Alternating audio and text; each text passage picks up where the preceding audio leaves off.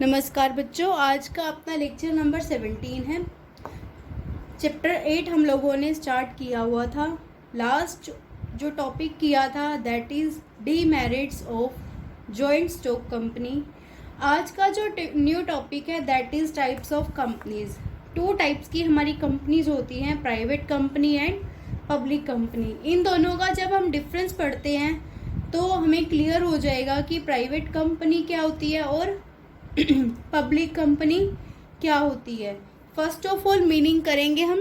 Meaning है it refers to a company. ये private company का कॉलम है और ये वाला पब्लिक कंपनी का कॉलम है।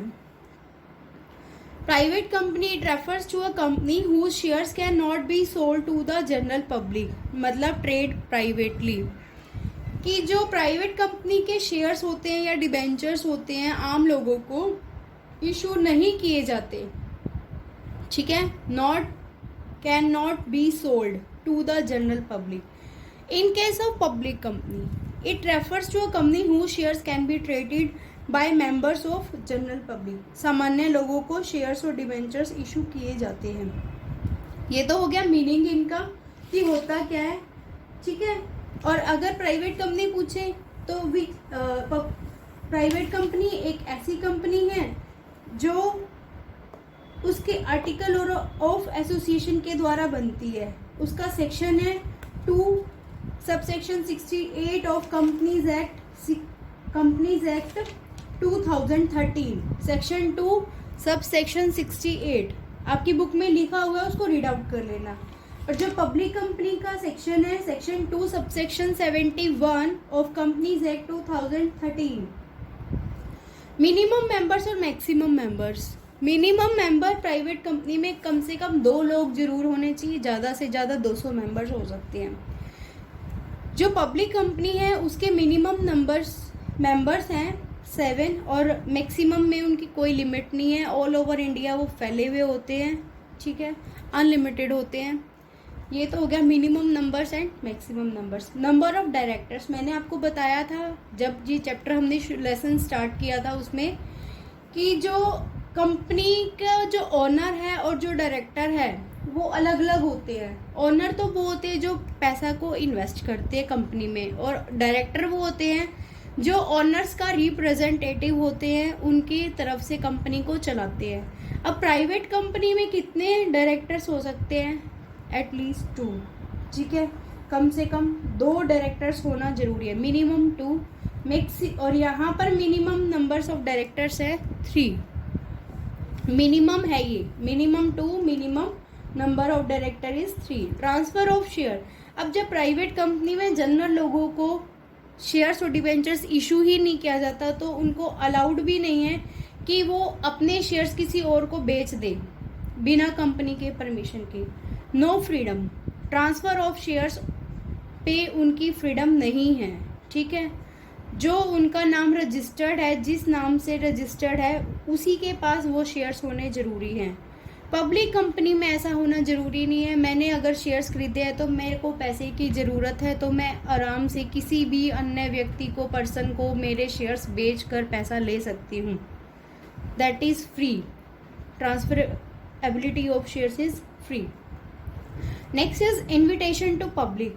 प्राइवेट कंपनी में can not invite public for issuing shares and debenture. अभी हमने किया ही था कि ट्रेड प्राइवेटली, यहाँ पर वो इनवाइट करते हैं। जब इनवाइट ही नहीं करेंगे यहाँ प्राइवेट कंपनी में तो क्या प्रोस्पेक्टस इशू होगा? नहीं होगा। Issue of prospectus, can not issue prospectus. ना ही प्रोस्पेक्टस इशू होता है, एक और डॉक्यूमेंट होता है that is statement in lieu of prospectus. ये आपको नाम याद रखना है as it is, statement in lieu of prospectus. ये भी इशू नहीं होता और प्रोस्पेक्टस भी इशू नहीं होता। जबकि पब्लिक कंपनी में प्रोस्पेक्टस को इशू करना जरूरी नहीं है, पर उसकी एब्सेंस में प्रोस्पेक्टस ना इशू करने के बदले में उसको statement in lieu of prospectus को इशू करना जरूरी होता है। It is essential to issue statement in Leo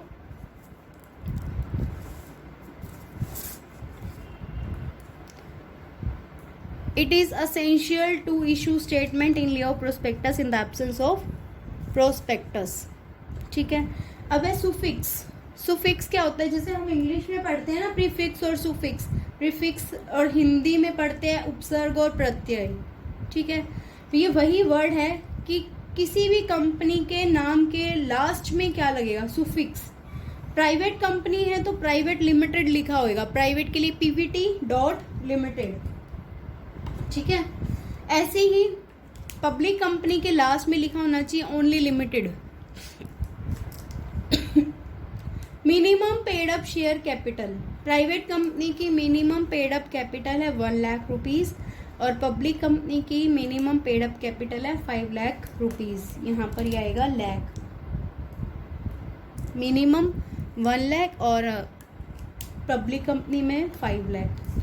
statutory meeting मतलब वैधानिक मीटिंग्स बुलाना, तो प्राइवेट कंपनी में नॉट नेसेसरी, कोई ज़रूरी नहीं है मीटिंग बुलाना।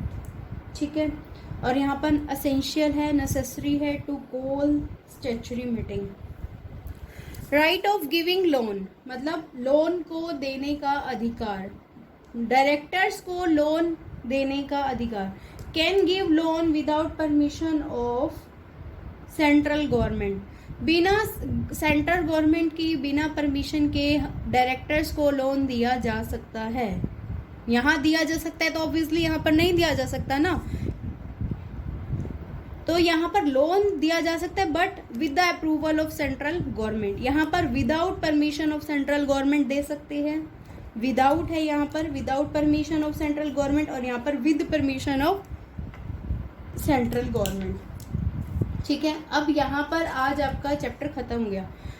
एग्जाम्पल, प्राइवेट कंपनी का एग्जाम्पल क्या हो सकता है, Samsung India electronics private limited, Yamaha motors private limited. और पब्लिक कंपनी का क्या हो सकता है, Apollo hospital, Reliance industries, oil India company. ठीक है, एनटीपीसी। तो ये अलग अलग नेम है कंपनी के। आज ही आपका चैप्टर खत्म हो गया। आई होप आप लोगों ने अच्छे से कर लिया होगा। अब मैं आपको एक बात क्लियर करना चाहती हूँ बेटा, जो हमने ये लेसन पढ़ा है इसमें जो डिफरेंट टॉपिक्स हैं यही क्वेश्चंस बनते हैं। जैसे what are the merits of joint stock company, what are the demerits of joint stock company, difference between public company and private company, features of joint stock company, ये अलग अलग question ही हैं। ये अलग अलग जो हेडिंग से ही अलग अलग क्वेश्चन है अपने आप में। ज़्यादा आपको अच्छे से बिल्कुल, अगर ये लेसन पढ़ने के बाद आपको क्वेश्चंस करना है तो ये आपके जो बिल्कुल लास्ट में पेज में दिया हुआ है क्वेश्चन, यहाँ से अगर आप करोगे तो आपको वही पॉइंट्स ही मिलेंगे कि what are differentiate between company and partnership.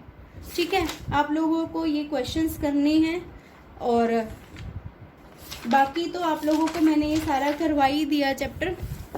फिर भी कोई प्रॉब्लम होती है तो आप पूछ लेना। और ये बाकी की जो हेडिंग्स है इसी को ध्यान में रखते हुए ही क्वेश्चन बनता है, यहीं से ही क्वेश्चन आता है। तो इसलिए आप इस पूरे लेसन को अच्छे से याद कर लेना, याद करके लिख लेना और फिर अपनी नोटबुक में को अच्छे से प्रिपेयर कर लेना। ठीक है, ओके, थैंक यू।